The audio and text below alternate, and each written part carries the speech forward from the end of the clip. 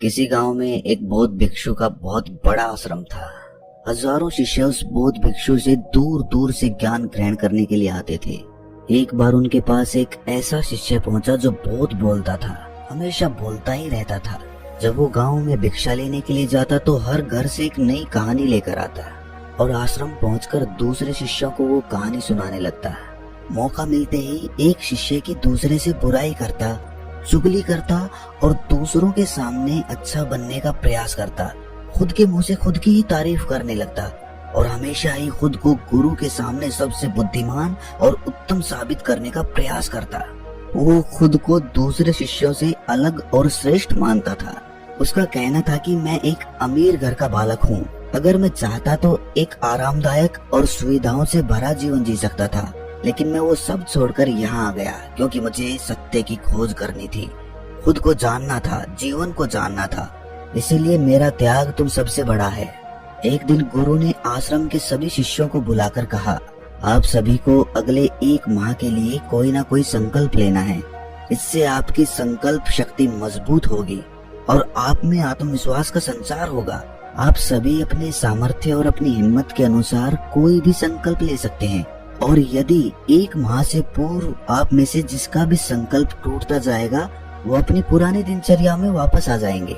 सभी शिष्यों ने अपनी शक्ति और अपनी हिम्मत के अनुसार छोटे बड़े संकल्प ले लिए और गुरु को अपने अपने संकल्प के बारे में बताकर वहाँ से चले गए। लेकिन वो शिष्य जो खुद को सबसे अलग और सबसे बड़ा दिखाना चाहता था, वो सीधे गुरु की कुटिया में पहुँच गया और बोला कि गुरुजी मैं कोई छोटा मोटा संकल्प नहीं लेना चाहता, बल्कि खुद की ही भांति कोई महान और बड़ा संकल्प लेना चाहता हूँ। कृपया करके आप ही बताएं कि मुझे क्या संकल्प लेना चाहिए। उसकी ये बात सुनकर गुरु मुस्कुराए और बोले कि क्या तुम मेरे द्वारा दिए गए संकल्प को पूरा भी कर पाओगे? क्या तुम्हारे लिए उसे पूरा करना संभव होगा? शिष्य ने कहा कि नहीं गुरुदेव, आप जो भी संकल्प मुझे देंगे मैं जरूर उसे पूरा करूंगा। गुरु ने कुछ क्षण सोचा और फिर कहा कि अगले 1 माह तक तुम्हें चुप रहना है। तुम अपने मुंह से एक भी शब्द नहीं निकालोगे, यही तुम्हारा संकल्प है। बोलो, पूरा कर पाओगे? शिष्य ने हंसते हुए कहा कि गुरुदेव, ये भी कोई संकल्प हुआ? ये तो बहुत ही आसान है। 1 माह तक चुप ही तो रहना है। आप कोई बड़ा संकल्प दीजिए जो मेरी योग्यता के लायक हो, जिसे पूरा करने में मुझे समस्या हो। गुरु ने कहा कि पहले तुम ये संकल्प पूरा करके दिखाओ। शिष्य ने गुरु की बात मान ली और वो उसी समय चुप हो गया और पलटकर कुटिया से बाहर चला गया। उसे चुप रहना बहुत आसान लग रहा था। उसने एक दिन तो जैसे तैसे चुप रहकर काट लिया, लेकिन दूसरे दिन से उसके मन में ना बोलने का बोझ बढ़ने लगा।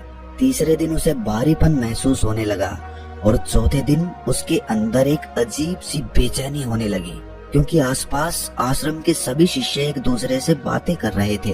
वो भी अपना पक्ष उनके सामने रखना चाहता था, उनकी बोलती बंद कर देना चाहता था, लेकिन उसका संकल्प उसके आड़े आ रहा था। इसीलिए वो पूरे दिन सिर्फ मुंह और आंखें बनाता रहता। इसी तरीके से कुछ दिन और बीते और वो शिष्य बीमार पड़ गया। उसका सर फटा जा रहा था, उसका खाने पीने का मन तक नहीं कर रहा था, वो सिर्फ बोलना चाहता था। वो गुरु के पास गया और उनके सामने बैठकर लिखकर उन्हें बताया, गुरुदेव, मैं बोलना चाहता हूँ, बिना बोले मुझे सांस नहीं आ रही, मेरा दम घुटता जा रहा है, मैं अंदर ही अंदर पागल हुआ जा रहा हूँ, मैं क्या करूँ? संकल्प तोड़ दूं क्या? ये पढ़कर गुरु मुस्कुराए और बोले कि संकल्प तो तोड़ने के लिए ही होते हैं, लेकिन जो अपने संकल्प को पूरा कर लेता है वही अपनी आंतरिक शक्ति को बढ़ाता है, और जो अपनी आंतरिक शक्ति को बढ़ा लेता है वो समझ और जागृति की राह पर आगे बढ़ जाता है। संकल्प का लेना भी तुम्हारे हाथ में था और इसे तोड़ना भी तुम्हारे हाथ में है। तुम्हारे बहुत से भाई अपने संकल्प को तोड़कर अपनी पुरानी दिनचर्या पर वापस आ चुके हैं। अगर तुमसे नहीं हो पा रहा तो तुम भी अपना संकल्प तोड़कर अपनी पुरानी दिनचर्या पर वापस आ सकते हो। लेकिन याद रहे, अगर आज तुम इस छोटे से संकल्प को नहीं संभाल पा रहे हो तो तुम अपनी बाकी की पूरी जिंदगी को कैसे संभाल सकोगे? बाकी फैसला पूरी तरह से तुम्हारे हाथों में है। गुरु की ये बात उस शिष्य के दिल पर चोट कर गई। वो बिना कुछ बोले वहां से वापस चला गया और खुद को अपनी कुटिया में बंद कर लिया। वो केवल अपने जरूरी कामों के लिए कुटिया से बाहर निकलता, बाकी सारे समय कुटिया के अंदर ही बैठा रहता। 15 दिन बीत चुके थे और आश्रम के लगभग सभी शिष्यों का संकल्प अब टूट चुका था, लेकिन उसका संकल्प अभी भी जारी था। संकल्प लेने के बाद से अब तक उसने एक शब्द भी नहीं बोला था। सारा आश्रम हैरान था कि इतना बोलने वाला इंसान चुप कैसे हो गया। 15 दिन बीतने के बाद वो दोबारा अपने गुरु के पास गया और लिखकर बताया कि गुरुदेव, बाहर से तो मैं चुप हूँ, लेकिन भीतर बहुत सी आवाजें हैं, बहुत सी चीख पुकार और शिकायतें हैं। मैं अंदर ही अंदर बात करता रहता हूँ। मेरा मन तरह तरह के प्रश्न पूछता रहता है और मैं बाहर से जितना मौन हूँ, भीतर से उतने ही शोर शराबे से भरा हुआ हूँ। क्या इस तरह से मेरा संकल्प अभी भी जारी है? गुरु ने कहा कि हाँ, तुम्हारा संकल्प अभी भी जारी है, लेकिन जब तक लोगों की आवाज तुम्हारे कानों में पड़ती रहेंगी, तुम्हारा मन बोलता रहेगा, क्योंकि इसे तो आदत है बोलने की। तुम भले ही बाहर से चुप रहो, लेकिन तुम अंदर ही अंदर बोलते रहोगे। तुम्हें इन बातों से, इन आवाजों से दूर जाना पड़ेगा। शिष्य गुरु को प्रणाम कर वहां से चला जाता है और सुबह होते ही अपनी कुटिया छोड़कर जंगल की तरफ चला जाता है। कई दिन बीत जाते हैं, संकल्प का समय भी पूरा हो जाता है, लेकिन शिष्य लौटकर कभी नहीं आता। आश्रम में सभी को डर था कि कहीं जंगली जानवरों ने उसे अपना निवाला तो नहीं बना लिया। इस बीच उसे ढूंढने की भी बहुत कोशिश की गई, लेकिन वो कहीं नहीं मिला। सभी गुरु भाइयों ने मान लिया कि जंगली जानवरों ने उसे अपना शिकार बना लिया है, लेकिन गुरु को ऐसा नहीं लगता था। एक दिन आश्रम का एक दूसरा शिष्य गुरु के पास आया और बोला कि गुरुदेव, हमारे उस अधिक बोलने वाले भाई के साथ क्या हुआ होगा? क्या जानवरों ने उसे मार दिया होगा? गुरु ने कहा कि हो सकता है कि जानवरों ने उसे अपना शिकार बना लिया हो, लेकिन उसके ना लौटने की एक दूसरी वजह भी हो सकती है। शायद उसे वो मिल गया है जिसके लिए वो गया था। फिर शिष्य ने पूछा कि गुरुदेव, क्या ज्यादा बोलना इतना हानिकारक हो सकता है?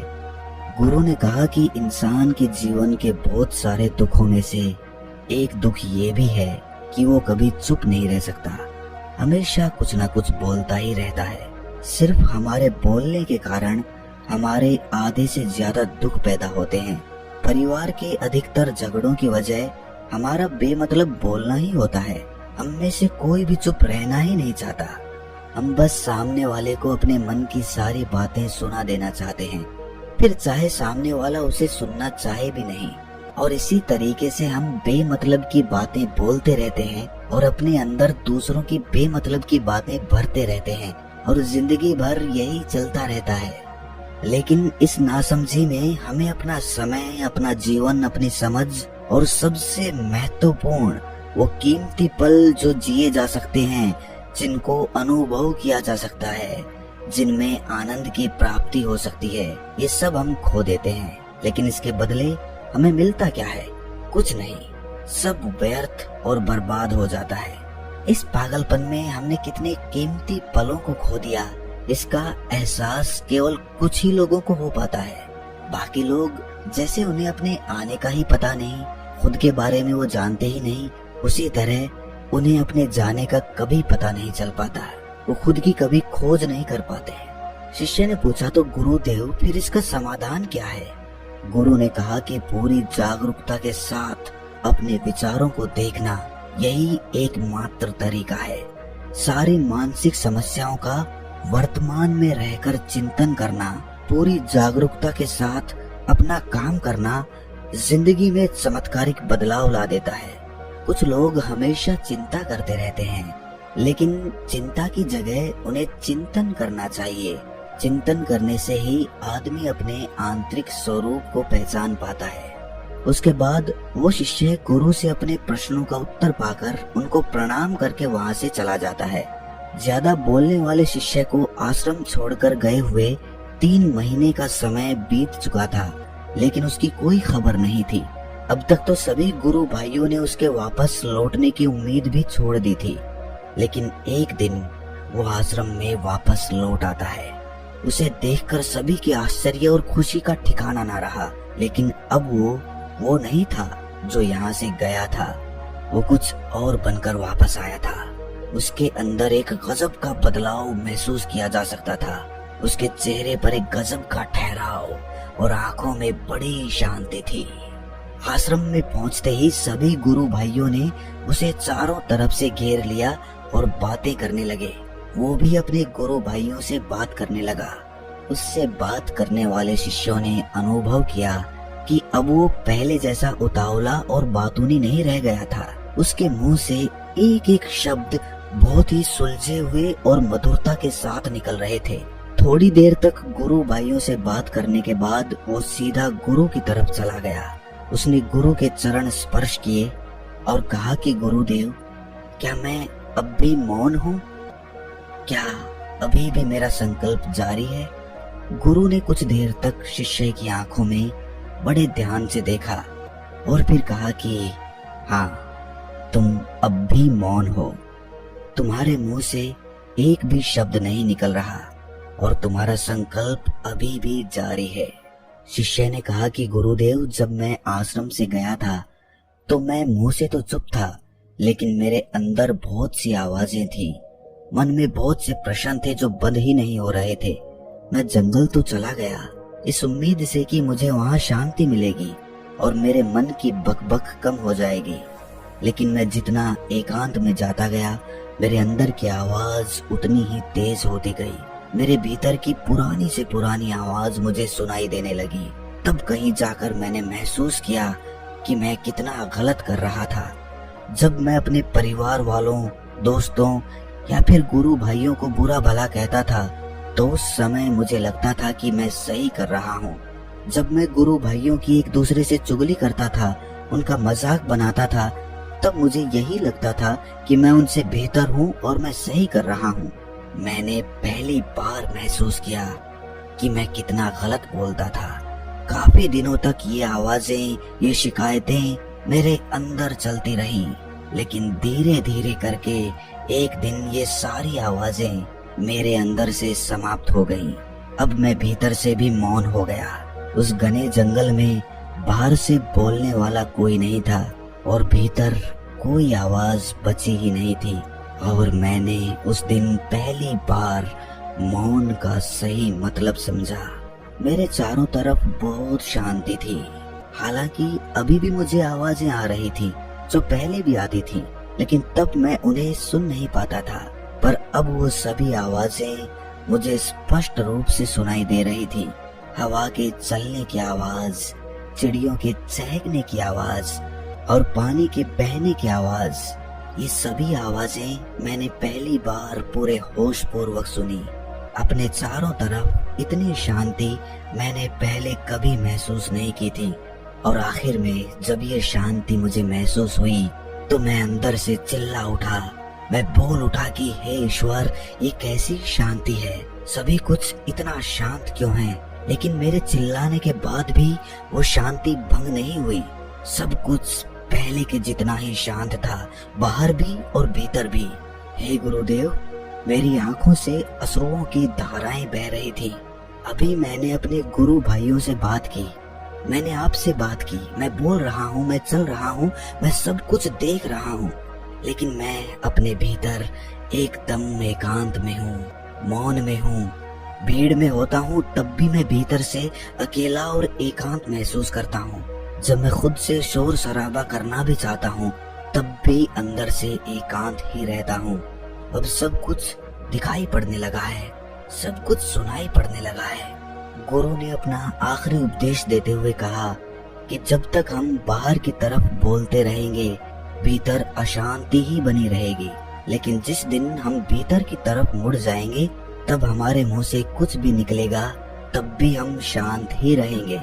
दुनिया में जितनी भी बुराइयां हैं, ज्यादातर हमारे बोलने से ही उत्पन्न होती हैं, क्योंकि हम चुप रहना कभी चाहते ही नहीं हैं। चुप रहना भी एक बातचीत होती है, लेकिन वो हमारी अंतरात्मा से बातचीत होती है, हमारी आंतरिक बातचीत होती है। हमें जितनी जरूरत है हम उससे कहीं ज्यादा बोलते हैं। हम सामने वाले को सुनना नहीं चाहते, बल्कि उसकी बोलती बंद कर देना चाहते हैं। उसे समझा देना चाहते हैं कि मैं कौन हूँ, मैं क्या कर सकता हूँ, और यही हमारी जिंदगी का मकसद बनकर रह जाता है। हमारी सारी ऊर्जा इस व्यर्थ के बोलने में बर्बाद होती रहती है। इसी तरह से समाज में लोगों का जीवन दुखों से भर जाता है, जो हमेशा एक दूसरे को सुनाने में लगे रहते हैं। कभी एक दूसरे को सुनना चाहते ही नहीं, समझना ही नहीं चाहते, और चुप रहना तो उन्होंने कभी सीखा ही नहीं, क्योंकि चुप रहना उन्हें छोटा महसूस करवाता है। दुनिया की सभी लड़ाइयों का कारण हमारा ज्यादा बोलना ही होता है। इसीलिए हमें सिर्फ उतना ही बोलना चाहिए जितना जरूरी हो, क्योंकि व्यर्थ का बोलना ऊर्जा को नष्ट करता है, और ये बोलना ही हमें भीतर की ओर लौटने नहीं देता, क्योंकि ये हमें बाहर की ओर खींच कर रखता है, और बाहर है ही क्या इस संसार के अलावा। लेकिन अगर हमें अपने भीतर के संसार की ओर मुड़ना है, अपने भीतर की यात्रा करनी है, तो हमें अपने मुंह को बंद रखना चाहिए। इसीलिए जितने भी बुद्ध हुए, आत्मज्ञानी हुए, वो सभी एकांत की ओर भागे, ताकि उन्हें ज्यादा बोलना ना पड़े, ज्यादा सुनना ना पड़े। वो एकांत में रहे और शांत रहे, इसीलिए आसानी से भीतर की यात्रा कर पाए। लेकिन अगर कोई चाहे तो इस संसार में रहकर भी एकांत में रह सकता है, शांत रह सकता है, लेकिन इसके लिए उन्हें अपनी ऊर्जा बचानी होगी, जिसे वो अब तक अपने व्यर्थ के शब्दों में बर्बाद करते रहे हैं। बोलना ही हमें भीतर की ओर लौटने नहीं देता, क्योंकि ये हमें बाहर की ओर झुकाए रखता है।